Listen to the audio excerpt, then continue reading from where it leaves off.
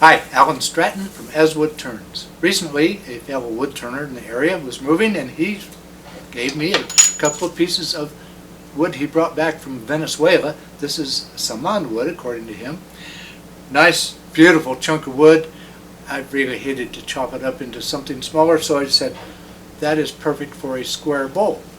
Well, recently I've seen some symposium demonstrations of square bowls. Inherent in those demos was severe warnings to stay away from the corners, especially on a large bowl. Well, this is a large bowl and it does have corners, so how do you stay away from the corners? Well, I'll show you how I safely turn a square bowl and live to tell about it. A fellow wood turner brought this saman wood back from Venezuela. The story is that they brought it in as furniture, specifically a bookcase. He did not want to haul it when he moved again, so I have it now. It is almost 12 inches square to start with. There are big risks in turning a square bowl. First and foremost, the corners come whipping around, and if a hand or fingers get in the way, that is a really big ouch. The other two risks are leading edge chipping and trailing edge chipping. Air, by the way, does not support a gouge bevel. When starting a cut, tool control then is dicey since the wood is not supported 4 times per rotation.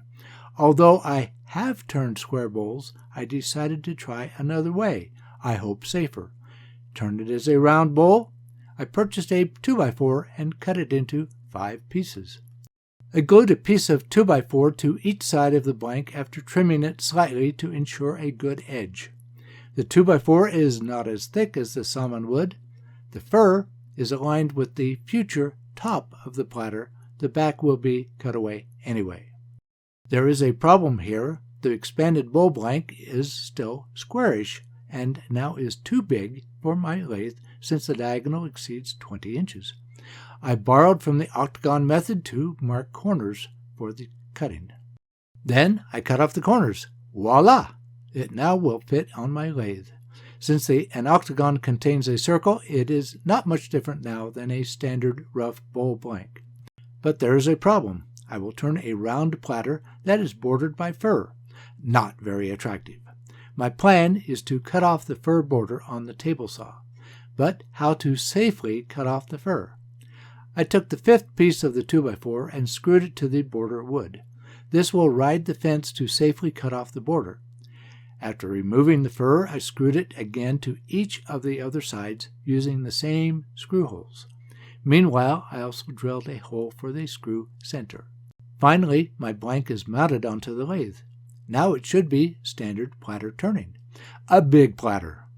The top of the platter is toward the headstock. First task is to trim the edge. I'm using my bowl gouge. I also trim the back edge, which will be the top, but just a little. I want as much wood there as I can keep. Most of the work now will be on the bottom of the platter. At a recent club demonstration by Mike Mahoney, we discussed bottom sizes and holds. Mike would have preferred a bead on the bottom for a compression hold.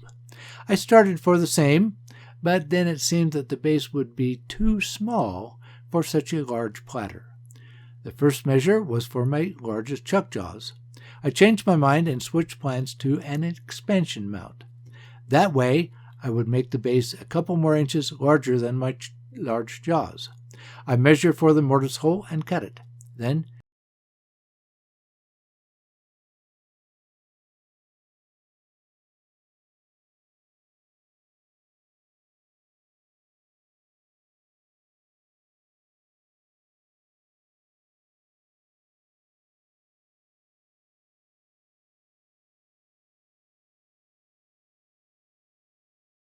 taper the wood between the mortise and the base. This taper preserves wood for strength against the expansion pressure and makes the mortise appear almost trivial.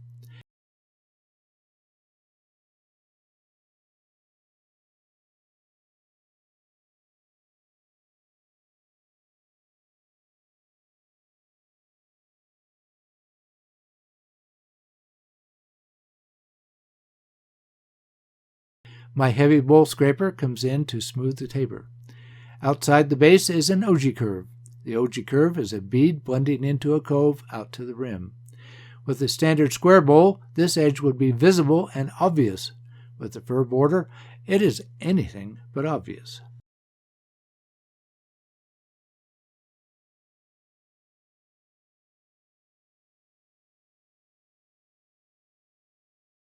After a thorough sanding, I am applying wipe-on poly. I will let it dry overnight before continuing. By the way, I sanded it by hand, starting with 80 grit. The wood dust from the saman wood is nasty. I kept my vacuum running and the door open. The next day, reversed the platter, mounting it to the jaws with an expansion hold. I start again with my bowl gouge. The difference is the fur border, but that is minor. The fur is a bit softer than the saman, but with continuous cuts, it is tolerable.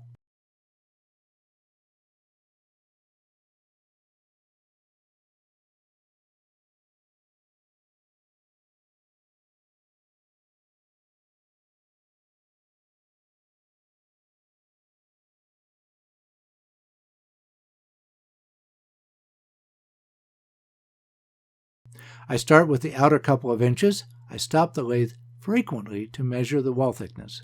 The curve from the hollow dips down between the fir and the saman wood.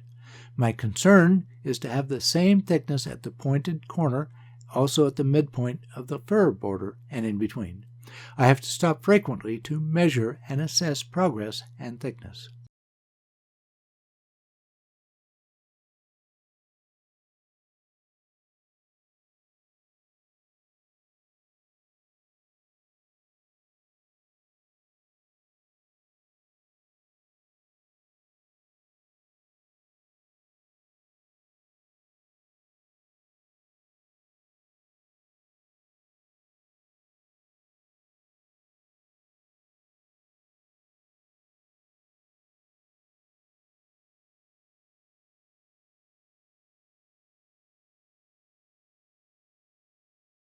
As I cut more and more into the saman wood, I realized just how hard this wood is.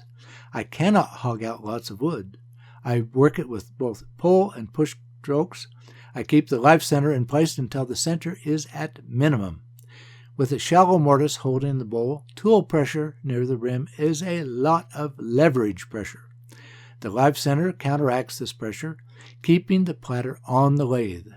Then, with just a little post left in the center, tool pressure is in line with the axis.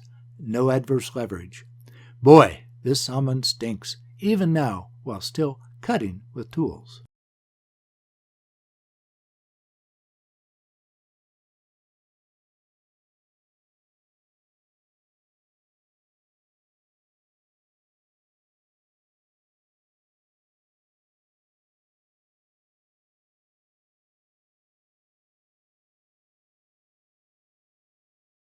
After another thorough sanding, more wipe-on poly for the top side. It still looks like a weird platter with a fur border. By the way, the fur is sanding out very nicely. It is time to reattach that fifth board using the original screw holes.